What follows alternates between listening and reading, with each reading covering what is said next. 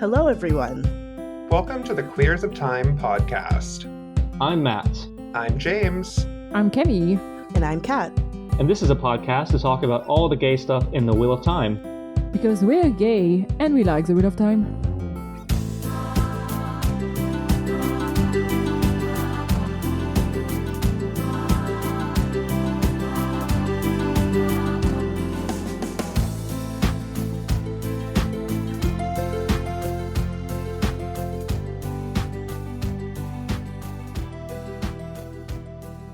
And as always, thank you to our fellow Venator of Serene. We have a new one this week. We have Robert. Thank you very much for the support. And also, as always, thank you to Lurks, Charlie, and John. Yes. Yeah. Thank you. So, thank you to our patrons, and thank you to our supporters, and thank you to everyone for joining us again as we move into our third year of the Queers of Time podcast. It's been a fun ride through the years, and in this episode, we celebrate all that we've done and chat about Pride Month, which is coming up as of recording, as well as our recommendations for queer books, movies, shows, etc. Yeah, that sounded so serious. Look, we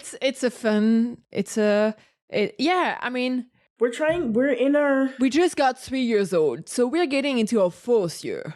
Exactly. Fourth year. Because Oops. that's how apparently age and years work. What? Wait, say that once more. This is our third year. It's our 3rd anniversary. Yes. So we're entering our 4th year. It's like when you're 0 years old, you're getting into your 1st year. And once you're 1 year old, you're entering your 2nd year. I understand. So we're entering our 4th year and we're officially 3 years old. My God, numbers are stupid. Our terrible threes. We're entering our terrible threes, that's right. Our terrible threes. Yeah, apparently that's... I haven't been around toddler in so long that I don't know what a 3 years old does. It's that age where they're walking, they're talking, and they're able to form small-ish sentences, and they understand concepts of things, and they're mobile enough to be so chaotic. They're all over the place. And they'll go from, oh, that's really cute. Look at that cute kid doing a thing to absolute demon spawn. Thank God I don't have kids in less than a second. And it's unreal how fast they are on those tiny little legs of theirs. It shouldn't be possible. It's unreal. It's like a horror movie. Yeah. There's a reason why people why little kids are used in horror movies. It's because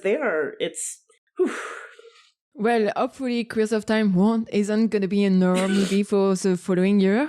Fingers crossed. Fingers crossed. Yeah. I mean, I wanted to say something, but I forgot what I wanted to say. I was yawning, which is probably going to... I could see the thought, the moment the thought left Camille's brain, and just they were partway through. No, it's just I'm trying to find how to introduce that because we've been talking about a few things that we're gonna do in the upcoming year on the Discord, but I don't think we've talked about that on our podcast. So no. There's a few things we have planned. We intend, for example, at some point to do a Earthsea reading by Ursula K. Le Guin, which is going to be interesting. It's going to be my first time reading. I don't know whether, Kat, you've read it. I read it. I read the first one a very long time ago. It's been a minute since I've read. I've read other things by Ursula K. Le Guin. Fantastic author. One of my favorites. She's phenomenal. We are in for a treat. By all accounts, it's excellent. Yes. I've actually never taken the time to actually read Ursula K. Le Guin. I do have a few books of in here, but I just haven't gotten the time yet. So it's going to be my first Ursula K. Le Guin. And I know Matt has read Earthsea a bunch of times. Yeah. Twice through. And she has some short story collections as well that are also excellent. She has some amazing short story collections. She was just a genius all around. Yeah. I have no clue what's going to be the format for those read, because I know those books are short, but I also know if we have to read a full book in order to record an episode, maybe it's going to be like 3 months before we're able to record an episode. considering how great we've been doing, we've been at our book club, so maybe we'll split those books, maybe we won't. We'll see. We'll have to. We'll see. We'll see. I mean, we still have to record the After Sappho book club. Like, I'm still like that's right. 2/3 into the book. It's a good book. It just, life has been busy outside of the podcast. Yeah. It's been wild. Yeah. It's also like hard to get me to read something. Like, I have to be in a mood to read something. So I've been trying to like make myself start After Sappho, but like, but I want to read this or that or this. Which is hilarious considering how many books you read per year. I know. And there's one book that you've been meaning to read for 3 months. Well, to be fair, my TBR is like 106 books. Like, that's the books that I have. Yeah, I couldn't handle your TBR. It's unreal. I mean, mine, let me check how big my TBR is, but it's... How big is, It's bigger than that. Really? Yeah, I mean... But how many... So are these all books that like... Because I have 2 different TBRs. I have like a general one where it's just like anytime someone recommends a book to me, I'm like, okay, it's going in my TBR. I'm adding it to the list. And then there's a more specific one of books that I have every intention of, like, I am specifically going to be reading that book. I just haven't gotten to it yet. I do not do those kind of distinction. My distinction is mostly the books that I have bought. So the books that I have in my house. Yeah. And I have like 450 books, and I have read 217 of them. So I haven't read half of those books. Okay, yeah, I also... Oh, boy. I don't put anything on my TBR unless I physically own... Well, not physically, but like if I own the book, if I have the book... You own it, yeah. It is on my... I call it the shame pile, because it used to be small enough to just be one pile. It's like, it's shaming me from its little corner, so I call it the shame pile. I own... If we're talking about books, I actually I've kept a book catalog, and I'm about at 1,200 books. Oh! Nice. I think my apartment might legally be classified as a library if I live. Yeah, I was about to say, isn't like the limit like 1,000 books or something like that? Something like I think that. 1,000 books and it's considered a library. That's so funny. That's so funny. But so I guess for having 106 books owned out of 1,200 that I haven't read is good. It's a great stat, man, Yes, because like half of my absolutely. books I've unread. More than half of my books. Like it is, and every year I'm like, this year you're gonna buy a bit less books so you can like read more. And like I think in April I bought like maybe 15 books and read 3 of them. Yeah. I will say, Camille, just because, like you're have we talked about moving? You can cut this if you need to. About the potential house? Yeah, I mentioned it in the last episode, so it's fine. I just want to make sure it's not a secret. Moving will it will cut that habit very quickly. Because last year I did not buy a single book because all I could think of was like projecting myself into the future and seeing all of the boxes.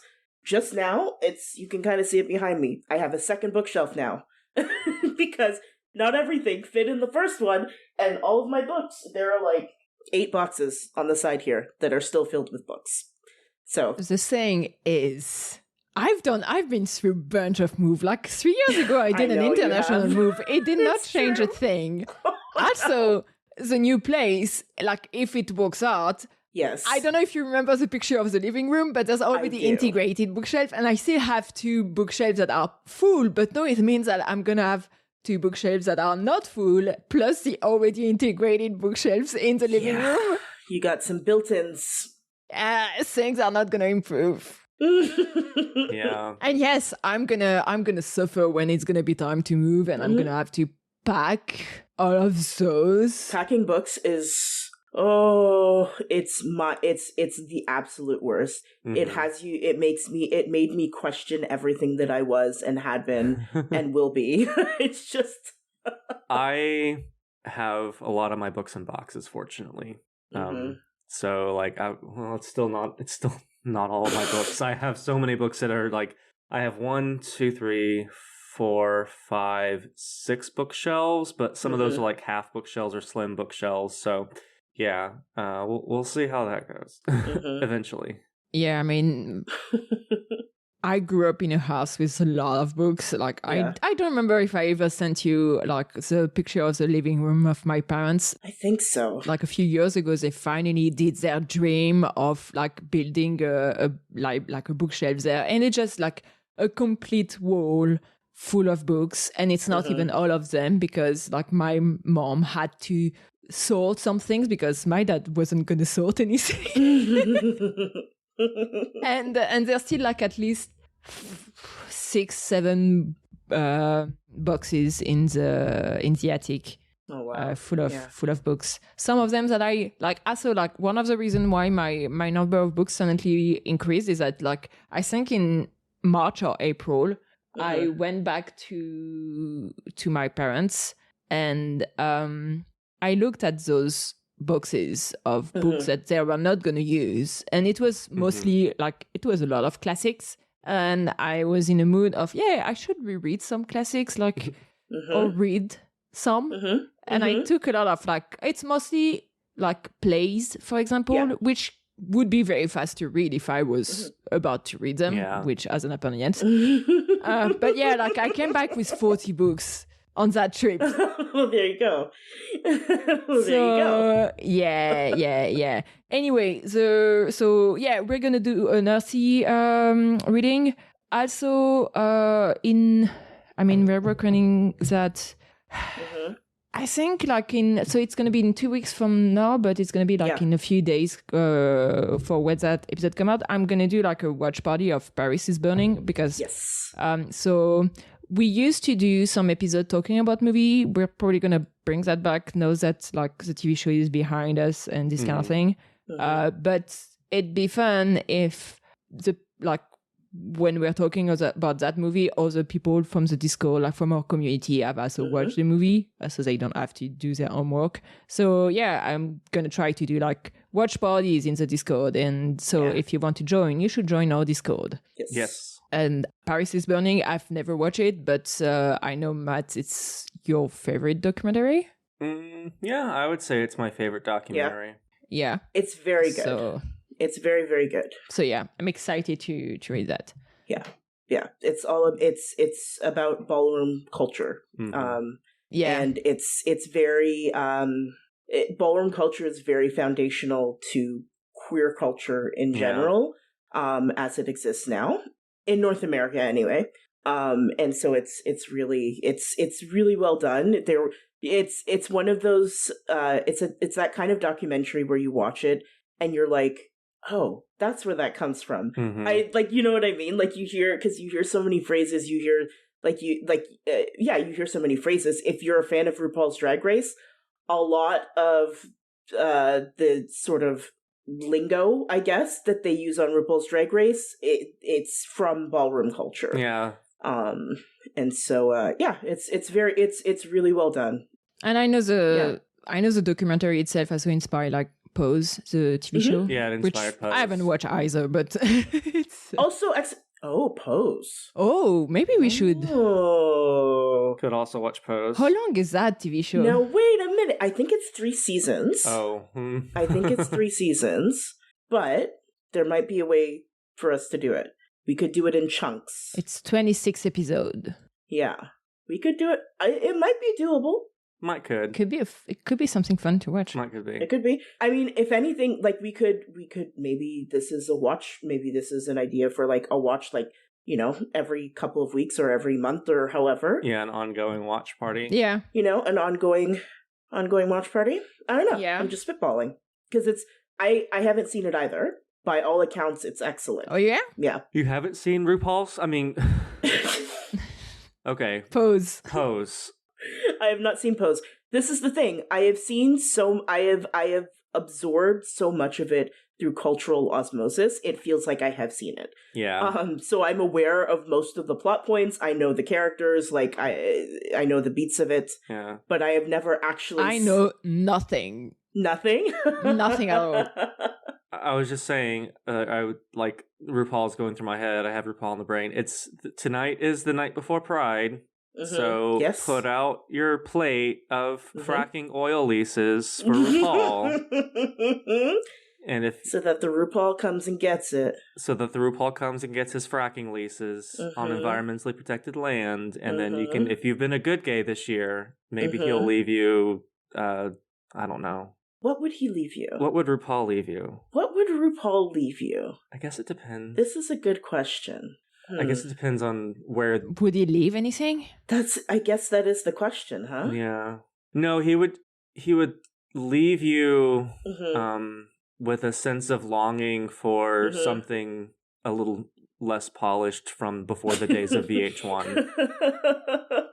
Yeah, I mean that's fair. Yeah, he would leave you with just like a piece of paper that says "Shantae, you stay." Yeah. And that would be it. That's all you get. And he would take all your fracking leases. Yeah. he takes the fracking leases and then leaves the paper that says "Shantae, you stay." Yes. For now.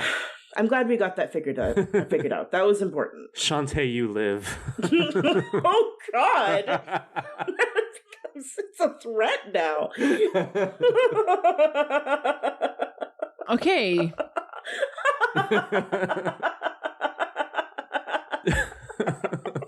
And since you were talking about ongoing series, I'm bringing back to the topic because I have no idea what you're talking about right now. I'm completely out of it.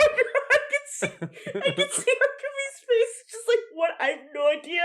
I've been disassociating for like the last 3 minutes apparently.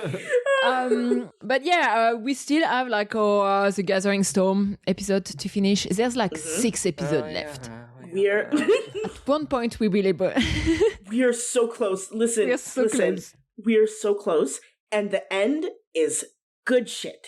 It's good shit. I mean, yeah, we're about to reach like the good chapters. Yes, we are so close. We just gotta. There were some good chapters in the. Yes, there was a lot of like. I don't think there was a lot of episodes where like we really had nothing to say. Yeah. Or like there was a couple of bangers, but like the end of The Gathering Storm is bangers after bangers. Yeah, it just does not stop. So we're almost there. We're almost there. But yeah, so that's gonna be at least the beginning of our 4th season. But what's gonna be after that? Like I don't fucking know. We don't even have a backlog anymore. Like it is. We are freewheeling. For the 3, like we are freewheeling it so hard, and I don't think people realize like this is the most freewheeling we are doing like ever. Because usually we have like 2-3 episode backlog, and we are recording and then like posting things 3 weeks later. No, it's like this day it's been not a lot of time for post-prod. I know. It's just. It's this crazy combination of like we're coming off of a very busy period, like with like doing the show, and then there was JordanCon and everything like that, and also just like our own personal lives have also been just very busy. Like we've all just been really, really busy. Yeah. And so trying to, and like also coordinating time zone math is cursed. Yeah. I hate it. It sucks. It's terrible. So like it's just it's a combination of all of those things. It's hard, yo. It's hard. One day our backlog will come back from the war. But not yet. Yeah. The backlog will come back from the war. Yeah. As we wait on a cliffside. At least I know that like we usually do take a break like in August and December for like in terms of posting episode. So I'm looking forward to the summer where we'll have a little bit to catch our breath. Yes. A little bitty break would be. Yes, that's kind of. I mean, thank fucking God we are doing that for the podcast, because my little sister's getting married right around that time. So yes. Yeah, exactly. I mean, and also like if people have recommendations for things like for queer media or queer stuff you would like us to do, Yeah, let us know, because we're open to it. We're not gonna just, we might say no, but it's not, We might say fuck off. We might. It's possible. Anything's possible. But no, it's most likely we'll be like, oh, let's have a look at this. Yay. If it's queer. And no background characters. If it's, don't give us... Background characters in Fourth Wing don't count. Oh, rough. It's like... Sometimes there are some things that I can count on you for, Matt.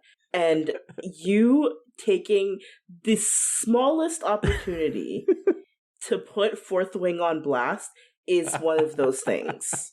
And Dakatar. See, a twofer. I'm preening right now. It's like, make sure to give me all my credit. That was barely, it was a sliver of an open door. It was the Matt kicked that door in and was like, I am here, bitch. Like the Kool-Aid man. Oh, yeah. Oh, yeah. This actually made me think that C.L. Clarke is releasing That's right. Their trilogy is almost over, but also like at the same time they're releasing shit, I can't find English. Is it a duology? Like a novel that is unconnected to anything they've written so far. Novella. No, Standalone? Yeah, a standalone novel. Yeah. Standalone. That was the word I was looking for. Okay. So yeah, they're releasing a standalone in September, and I feel like it could be a fun one to read and maybe slide into their DM to ask whether they'd like to show up. I know they would. Who? Matt. Sorry, my brain C.L. Clarke, the author of The Unbroken. They're a big Wheel of Time fan. Oh yeah. Yes. Yeah. Yes. We've chatted before, I think, on through the Queers of Time account on the old place though. And I've met them a few times because like they're in London, so they were there at like Wheel of Time premiere event or Yeah, that's a good idea. I'd be down for that. Yeah, that could be fun. But anyway, I think in your intro you mentioned like queer rec for Pride Month. I actually forgot that it was on the topic for today's. So let me think a little bit about queer recommendation. Hey, guess what? Me too. Me three. Me too. It's so funny. You wrote the intro. You wrote the intro and you're like, yeah, well. Do people realize that I write these intros literally as we're setting up for recording? Like, I was like, okay, what's the episode about? And I usually, which means I go to the Discord to remind myself because I haven't looked. So yes. But you do a good job of it. Yeah. We're flying by the seat of our pants here. That's how we do it in Queerlandia. We are playing fast and loose here. I mean, technically, we've been talking about like queer media for like the past 15 minutes, so we are also still in the topic. We're on brand. Yeah. Baldur's Gate.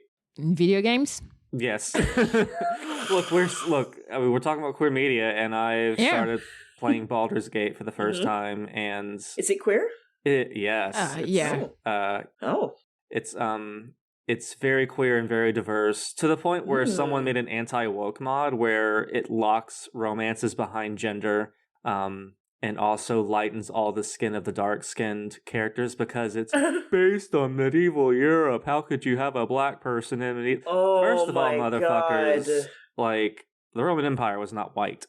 Like, I know. Sometimes it's painful how stupid people are. I know. How stupid racist people are, or like bigoted people in general. It's just the stupidity is unbelievable. It's like this game begins with you on a spaceship run by squid people who can read minds. Yeah. And they're fighting dragons that are being ridden on by green genocidal people. Like, how, like, oh, but it's based on medieval Europe. Okay, yeah, okay, motherfucker. Okay, girl. Okay, girl. It's just... It's so silly. Okay, Metal Maniac 1911. Oh my Yeah, I mean, at this point, like, if you happen to have a character creation page that allows you to use they them, like they get so mad. Yeah. They get heated. And also Baldur's Gates allow you to pick which dick you want. Yes. I find that very funny. Really? No, Baldur's Gate lets you... There's a dick selection? And a vulva selection. Yeah. You See, can pick... this is what the conservatives are afraid of. Yeah, right? This is the liberal agenda that the conservatives are afraid of. You can pick your bad bits, your naughty bits, and it's my not locked God. by quote-unquote sex. Like, you can choose a male character and have a vulva. Wow. Yes, it's... I was unaware. I didn't I was that's not true. I was aware that it's a very sex positive game. Yes. Yeah. Several poly characters. Excellent. I was not aware of the depth of it. That's exciting. And the men have thick booties. I mean, Which was also corrected in the anti-woke mod. they gave them flat asses? Yeah. Yeah. This is what I mean. Yeah, apparently the conservatives were very mad about the ass in Baldur's Gate, and I'm like... This is what I mean. It's like... Especially, like, in my family, my dad is the one with the ass. I mean, this is look, the thing. I have never seen a conservative man with a juicy ass. Yeah. So... I think they go out of their way to avoid it, in fact. Which, I mean, that's weird. Yeah, it's weird and a little sad. That's weird. It's sad. They skip leg days constantly. Yeah, exactly. But Baldur's Gate's very fun and very queer, and it's... Yeah, I tried playing Baldur's Gate, but the thing is that it's too big for me. Look. It's, as in the game is too big for you? There's a lot. It's very immersive. It's the game, yeah, it just... Oh, I see. Okay. It's the open world game that got a little bit overwhelming because I'm also like kind of a completionist. And that's shocking. I never would have imagined that. It gets scary. Oh. Aww. But also, like, I haven't been able to play video game in a while. I want to get back into playing video games, but I kind of need, like, I'm frustrated by the number of video games that I started and then played 5 hours and never went further. So I'm kind of like trying to find a game that is like that can be done in like 20, 30 hours. So it's like not too long and I can finish it. Oh yeah, no, not Baldur's Gate. 20, 30 hours. Yeah. What kind of games are you a fan of? Do you like RPG, like that style? I like RPGs. Yeah. A friend was recommending like some of the first like Assassin's Creed because I've never played them, and I know like they're good. And the first few are pretty short. Yeah, and they're very story driven too. Yeah. I like a good story. Yeah. Yeah, I'm the kind of person who needed like 3 different trials on 4 different years to finish Portal 1. Okay. I get it. Yeah, I mean, and like Baldur's Gate definitely is like there is a main quest, but you can pick up side quests, and some side quests are like tangential to the main quest. Some are just totally unrelated. The game is divided into 3 acts: Act 1, 2, 3. I just got into Act 2, and I've been playing about 40 hours. Oh wow! Yeah, because of the side quests. I mean, it's a beefy game. Not everybody does that. Like Jessie, Amaryll's study, has zipped through the game. Okay. To the point where she missed Karlach, who is... Isn't that a main? Like that's the orc, right? It's she is like a demon, like an infernal thing. I don't know. Okay. Yeah. Red person. Oh, so like...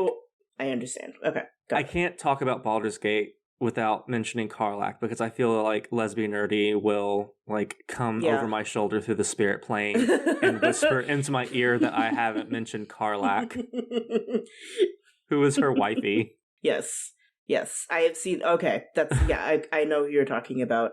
I want to play Baldur's Gate very badly. You should. I am positive that I would like it.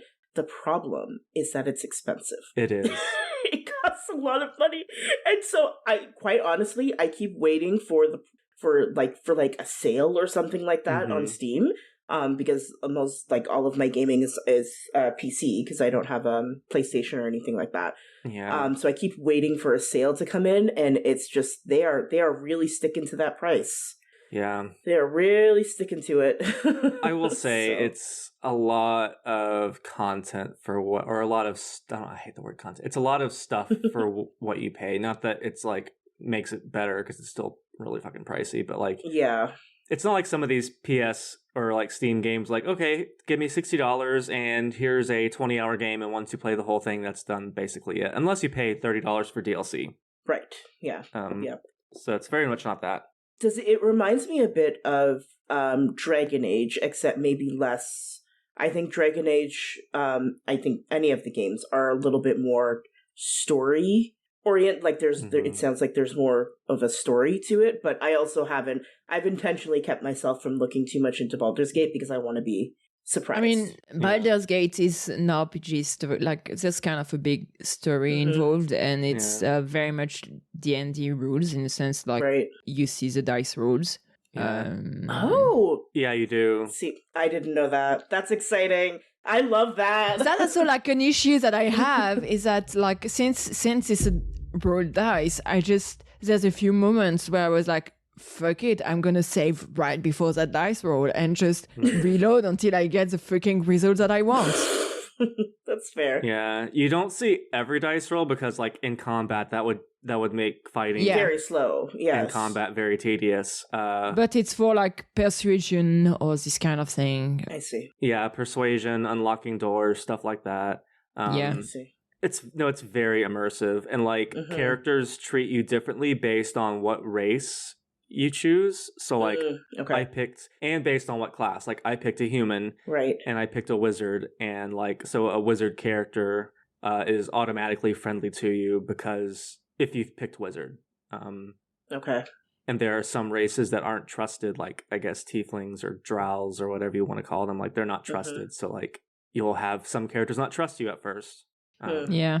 Interesting. Because racism. I made a himbo. Of course you did. That doesn't surprise me at all. I made a wizard twunk who I realized only last night looks kind of like Rand al'Thor. Again, I'm not surprised. I did not realize that I basically made Rand al'Thor. Oh my god. How did you not realize? It's Baldur's Gate 3, right? I just did. Yeah. Yeah, okay. Yeah, because the previous one are just very old game. Right. But yes, you can. There are 3 Lady Bits options and 4 Guy Bits options. That's exciting. Wait. That's the important part of the game. Yeah. It's good stuff. But anyways. So yeah, Baldur's Gate. In terms of books, I've been trying to. I've got another TJ Klune that I'm trying to read right now. So I can't tell whether it's good or not. But I usually like what he really writes. You know. Oh yeah. I loved The House in the Cerulean Sea so much. Is it good? I keep seeing people talking about it. It's like a warm hug in book form. I do not have as glowing of an opinion on the sequel. Oof. Oh. It's Oof. It's very. He wants to position himself as the anti-JK Rowling, which is great. I think every author should like be the anti-JK Rowling. But the problem is, you're not. Sometimes it feels like you're reading a lecture. Like it feels like you're reading. This is why my position's better. And he uses social justice and other phrases in a way that people just don't in real life. Like there's a scene where it's like, oh, no child should go food insecure. Like, dude, no one fucking says that in real life. Just say no child should go hungry. It doesn't change the message, and it makes you sound less like you're posturing. Yes. Yeah, for sure. Yeah, but if that comes from the characters that I'm thinking about, like the main character POV, the thing is that guy is a bit of a weirdo in that sense. Like, he's very much attached to his rule. He's a social worker that's been following the rule book forever. And it's like rules number 1, rules number 2. He talks in a very like lawyerly way, in a way. So I wouldn't be surprised if that was coming from him. but it's also his voice is a bit like that. I just found the writing in the second book a little more preachy.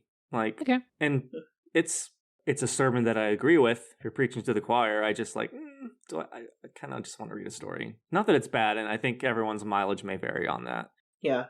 I'm waiting for the paperback version to get it, because books hardback are expensive, and I don't like reading on hardback. Yeah. So that's fair. So an author that I've read a couple of her books. I am a big fan of cozy romance mystery type books. Oh, mystery. Olivia Waite. Yes. Yeah. So Olivia Waite writes a lot of queer romance books, and they're usually cozy. The first one I read of hers is called The Lady's Guide to Celestial Mechanics, which is fantastic, and it's relatively short. And yeah, they're delightful. And very, if you're looking for something very soothing and sort of, just good cozy vibes. Did you really say The Lady's Guide to Celestial Mechanic? Yep. I love the title. It's so good. It's so good. And Camille, I feel like this would speak to you. It's a woman in STEM. It's a woman in STEM. Yeah, I'm not surprised with such title. Like, is she doing some astrophysics or something like that? Yeah, of course. Yeah. And it's just genuinely delightful. There's a couple other ones. So there is The Care and Feeding of Waspish Widows. Her titles are like, they're very much, they're also delightful. So if you're looking for something kind of cozy and cozy queer ladies finding love amidst hardship and terrible men, look up her stuff. Nice. Murders. What did you just whisper? Murders. I thought so. Okay. I just wanted to double check. I'm just double checking. I've been reading a lot of like heavy lit, like I've been reading William Faulkner, The Sound and the Fury, which is excellent, but a very difficult book. Yes. I've been reading a few Victorian novels, so like my more modern contemporary queer stuff has tended towards easy to read, so I'm going to go with Sasaki and Miyano, which is a BL manga and also a great anime on Crunchyroll. It's like, I sort of consider it to be kind of like Heartstopper. Okay. It's about a boy who is Miyano, who is a Fudanshi, which is a boy who's obsessed with BL. There's like, yes, of course, in Japan, they have actual terms for it. Of course. But he's straight, despite the fact that he only reads gay romances. He's definitely straight. Sure. Sounds like it. And he has a chaos gremlin upperclassman, Sasaki, who wants to read BL to get to know him. And he's also just straight. Yeah. Two straight boys. Yes. It's kind of like a Japanese Heartstopper, but not like, more like in the terms of like general wholesomeness. Because the characters are definitely not, because Miyano is like constantly pairing guys with each other in his mind. And like, he's like, who would be the top and the bottom in this relationship? Oh, I see. So, but he's completely straight. Yeah. He's completely straight. Yeah, but yeah, yes, yeah. He ships. Who doesn't have thoughts like that? I don't. Well, I mean, bless your heart, but that's, Yes, Camille, I know you don't. Guess what? I have some more news for you. I don't either. I know this is surprising. I mean, very straight of us. Shipping real people is weird, but for a fictional character to ship real people in their own world is kind of hilarious. It is. It's very funny. Yeah. Especially when it's a guy who says that he's straight, shipping all of his male classmates at his all-boys school. Oh, boy. That does sound funny. Yeah. Yeah. Anything else? I've been thinking about, like, what books I finished recently. some people convinced me to start reading Malazan, and I've read the first 2 books, and now I need a break because those books are heavy and I'm not in the right mindset for those right now. But before that... Who convinced you to read Malazan? I'm curious. A bunch of people at Jordan Con. Oh my god. Like, don't trust people at Jordan Con. Ryan, Eve, Pix. This is no shade towards the series. I like the books. I am currently on a 5-year break from the series because it was just a little too much. Did you read all of it? No. I stopped about 4 books in, and then it was like, okay, that's enough. This far, no further. So the thing is that on the Will Takes Discord, they have a bunch of first-time reader channels, and I've never been like a first-time reader, like sharing my thoughts with people and getting direct reactions. So I was like, hey, that could be fun to do that with this book series that apparently a lot of friends like. But also, like, for example, some people sold me the second book as like their favorite fantasy book ever, and I'm like, the second one, and I'm like, this is the rapiest book I've ever read. Yeah, it's okay. Malazan, it's a good series. It's just if you're used to traditional sort of fantasy world building, this series will fuck you up. Ooh. Because it's that's like it drops you in to the action of it with no... I like the first book. The first book is great, yes. Because the first book does that even more than the second, in the sense that it's you're really in the middle of things that are already happening, and you don't really understand, like, you have no clue how this works in terms of its magic, or the different, like, ethnicity of people and this kind of thing. You're dropped into it and deal with it. Yes. And I didn't mind that because English is my second language. A number of conversations where I'm just being dropped there and I don't really understand what's going on and I'm just following the flow. It is a vibe that it's very relatable to me. Right.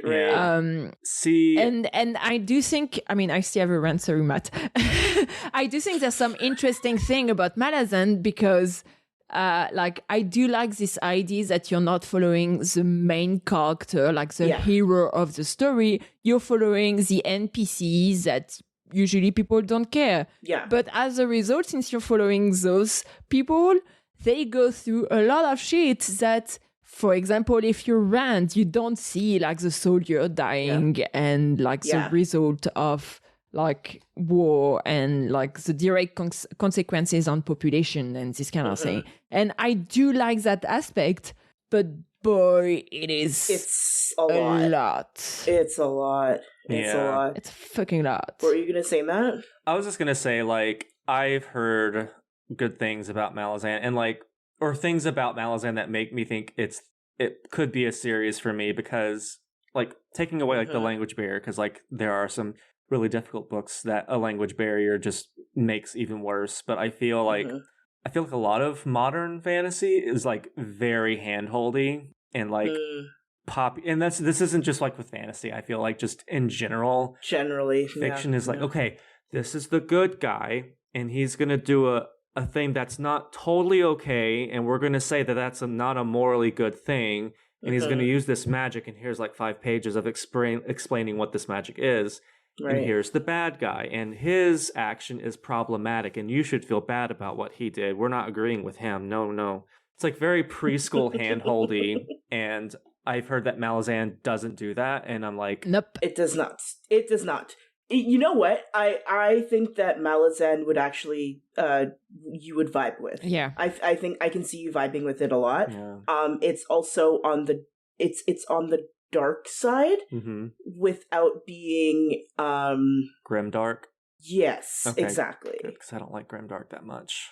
It's like, I think it can kind of get into that territory, but it's not like all it is. I think book 2, for example, kind of goes into that territory because more than one. Book 2, it's a lot of like it's the series has been described to me as something that describes the lowest of humanity, but also its highest. So it's like things get very shitty, but also you do get like the biggest moment of hope you could get.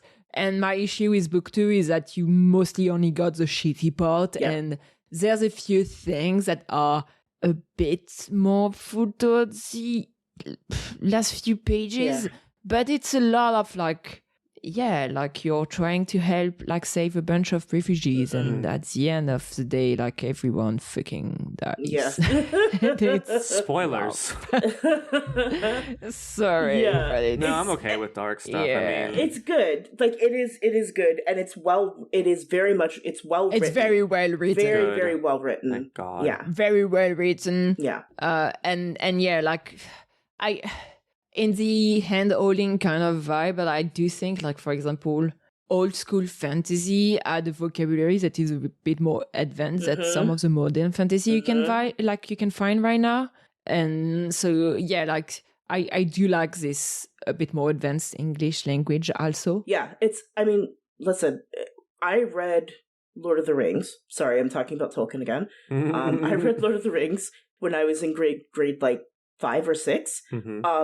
I think that is a big reason why I did so well and not just that, but like in like reading books that were a little bit ahead of where, like, you know, what my usual reading level would be. It helps expand your vocabulary. It helps expand your mind. It is good for you. It's good for, like, I wish that people didn't shy away from books or series that they feel are going to be a little bit too big for them, because that can be good for you. Like it expands your brain. Sometimes you need that, you know? The brain is a muscle, and if you don't make it work, you gotta make it work. And if you do nothing but read stuff that is super easy, where all the moralities and where everything is hand fed to you, then you're going to turn into a person who looks at a game like Baldur's Gate and goes, "Oh, there weren't black people in this medieval thing," and you don't want that, do you? So challenge yourself. It's not going to kill you to challenge yourself a little bit now and then with your reading, with your watching, with your everything else singing. So, and that doesn't mean don't like you should still you know, keep some things that are easy to read, easy to watch. Like, of course, have your comfort shows, have your comfort books. Like, of course, you know, your like sort of bite-sized things. But just like it's all about balance, right? You need to, I don't know. Yeah. No, people get defensive when you say like maybe we should read some like challenging stuff, because like I didn't say you shouldn't read your Fourth Wing.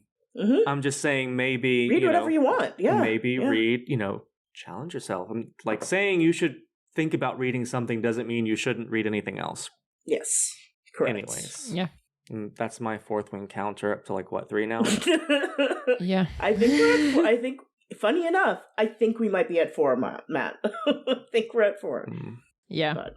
Anyway, before going on my Malazan rant, I was gonna be saying that I finally read the 3rd book in the Wayfarers series from Becky Chambers. Oh yeah. And so I haven't bought the 4th one yet, but the 3rd one was very dear to me because there's a lot being said, like there's a lot that was resonating as an immigrant. There was a lot about how changes impact the society and dealing with that in a constructive and positive way. Like it's there's kind of like this idea that yes, things are gonna change. It doesn't have to be bad. We can prepare ourselves in a way that's gonna be helpful. And also like I just at the end of it, I like, you know, there's a few different parts, and when you like each chapter of each part, when you take them together, it's like the kind of like the slogan, the logo, not really the logo, but like the leitmotif of that, like the people who had emigrated from Earth. Right. And I I just love it. So I'm just going to read that. From the beginning, we have wandered. To this day, we wander still. But for all of travels, we are not lost. We fly with courage and will undying. Yeah. And just really pretty to me. It was a good book. If there's one series I think that anyone can find kind of comfort and hope and delight in, especially if you're into sci-fi fantasy, Wayfarers is excellent. Yeah, I agree with that. It is so well done. It's not like super actiony, but it also doesn't feel slow either. It doesn't feel like things are dragging on. It's very character driven. It's very, very character driven, and there's so much love in those books. But it's not like it's not happy all the time either. Like I cannot speak highly enough about those books. It's the first one in the series, The Long Way to a Small and Angry Planet, yeah. Small and Angry Planet, yeah. It's genuinely one of my favorite books of all time. It's so well done. Becky Chambers, I don't know how she does it, but she writes some good books. Yeah, she does. She writes some good books. Yeah. And do we have anything else to say, or are we... Well, that was it for our anniversary episode, I guess. Oh, James won't make it today. It's 51 minutes in. Thank you, Matt. First of all, I love that we're like, yeah, I think this is going to be a bit of a shorter episode. 51 minutes later, it's fine. It's good. I had so much fun. Hey, it's better than 1 hour and 15 minutes, okay? 100%. And this was so delightful. This was exactly what my brain needed right now. Also, just like 51 minutes later. By the way, James is not going to be here. I know. Yeah, as we said at some point in this episode, coordinating people, it's hard. So we've been doing more episodes with 3 or even 2 people, and during our first year. But it just, I mean, I hope you still enjoy an episode where it's only 2 of us or 3 of us. So it's I mean, we are doing that to spend time with some friends. Yeah, we're just hanging. Yeah, we're just chatting. We're just hanging out, goofing around, and chatting. Yeah, I don't think. And anyway, go for it. I was just gonna say, I don't think we mentioned the Wheel of Time once. Well, no, we have. Now we have. Never mind. Please continue. And as always, thank you very much for listening to this episode of The Quiz of Time. You can find us on a bunch of social media platforms, usually Blue Sky, Tumblr. I also post some video on TikTok and Instagram, and also now the podcast is on YouTube, which apparently let people comment there.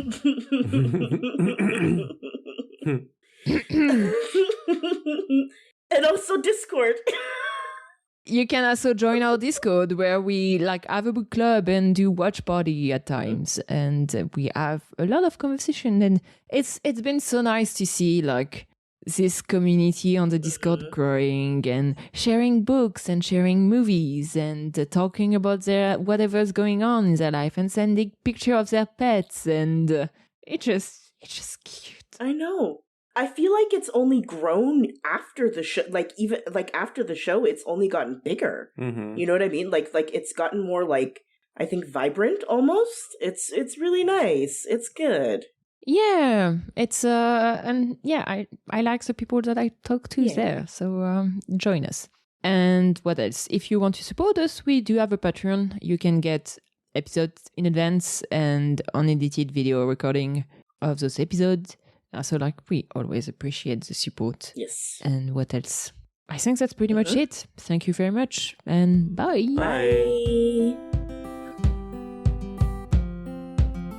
Thank you all for listening. This was Queers of Time, a Wheel of Time podcast. The music is Dance of the Witches by Julius H.